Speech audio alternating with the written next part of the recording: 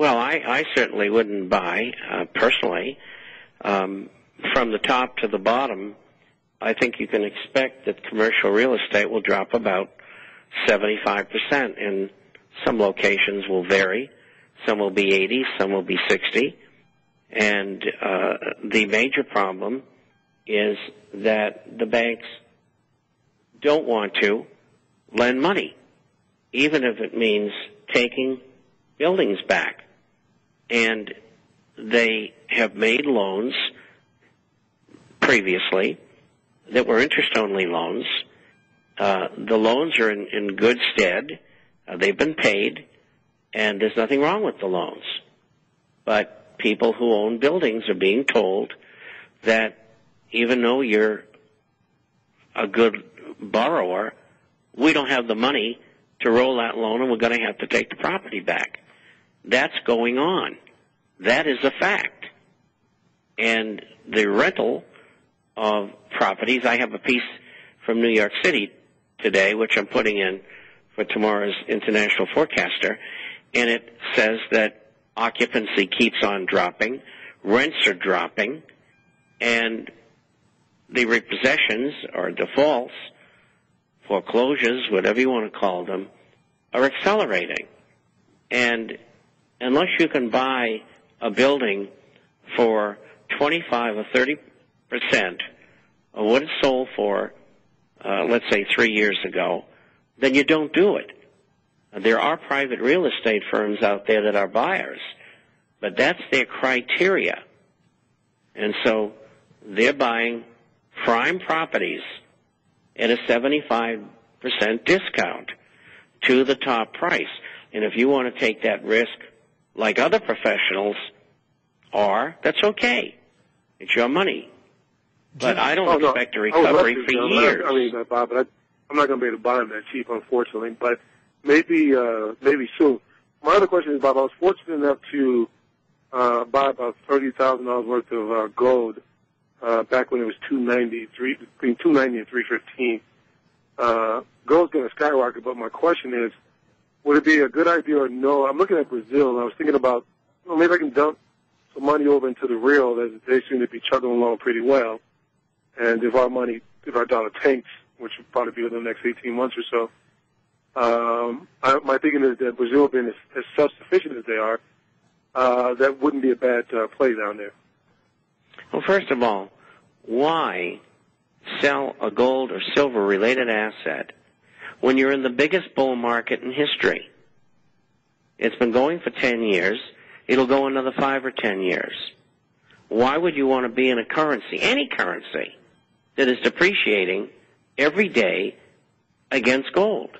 It makes no sense to me. Jim, are you? It appears to me that you're vacillating between getting into real estate, looking at some assets that have already brought you some return, and you're thinking about jumping back into that market. Let me ask you this. Do you represent yourself in this, or is this a consortium of ownership, or are you working for somebody? It's basically a consortium, but I represent myself, really. Okay, all right. So you're going to clean house in El Paso. You're going to pick up reduced price commercial real estate, apartments, office buildings, so on and so forth. Here's the problem. Who are your renters going to be?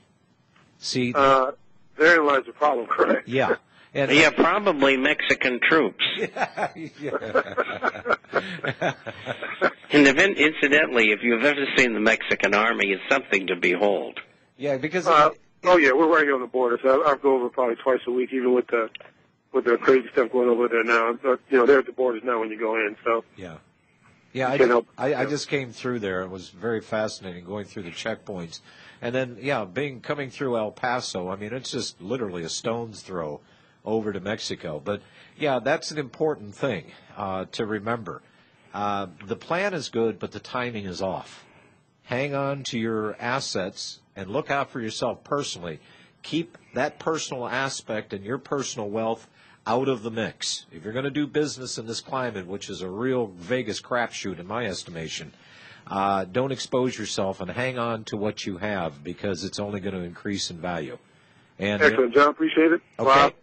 proud subscriber to the International Forecaster, and I will continue to do so. All righty. Jim, thank you so much for your call. And what timing is that?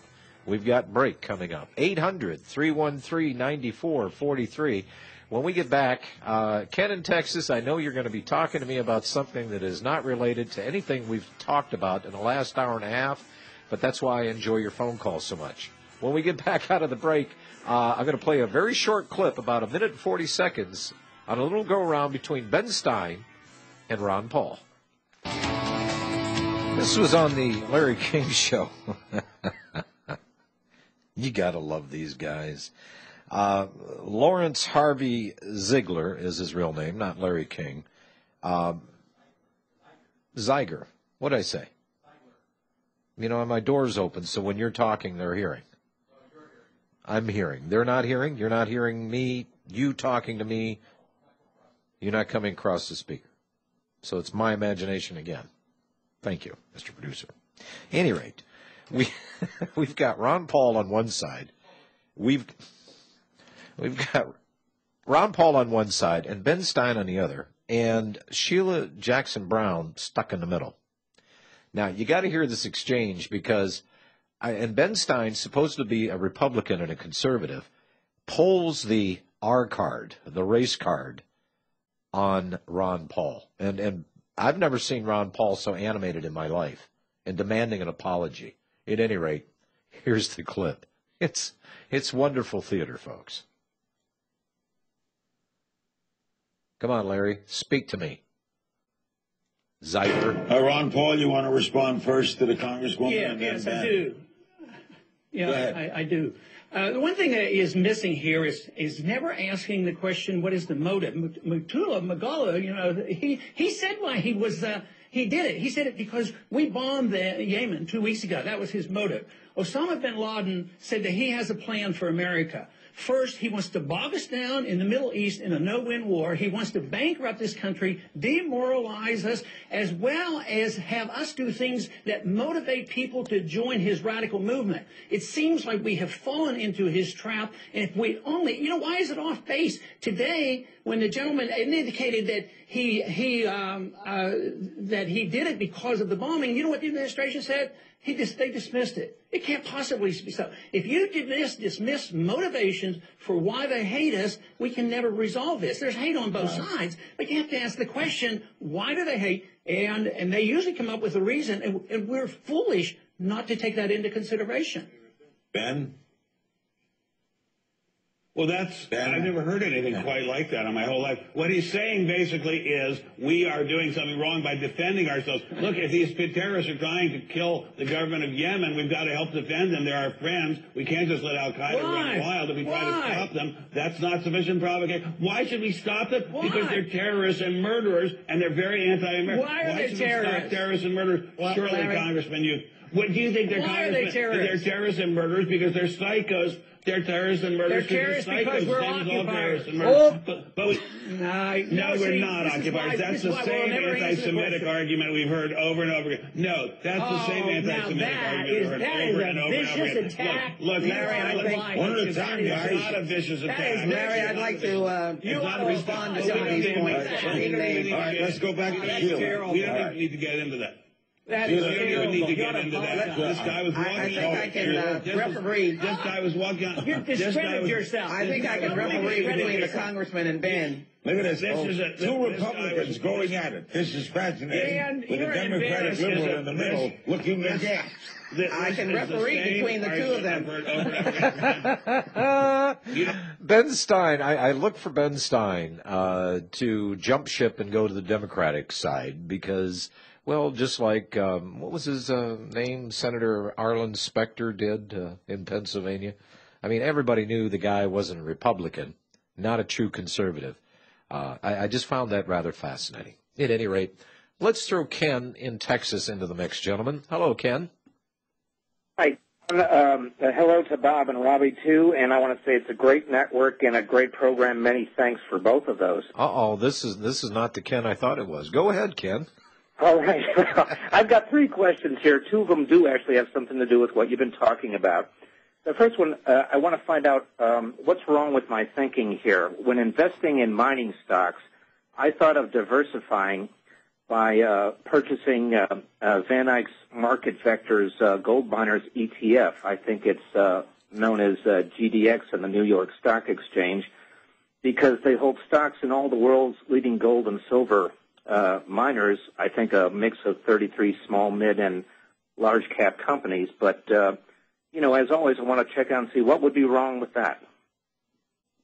Because their portfolio stinks. Bob doesn't like half of the miners. Okay. Well, that's to the point. I've been doing this for 50 years, and I know the good ones from the bad ones, and the good ones from the almost good ones. And, Robbie and I discussed this before. Yes. And we both came up with the same conclusion, right, Robbie? Yeah.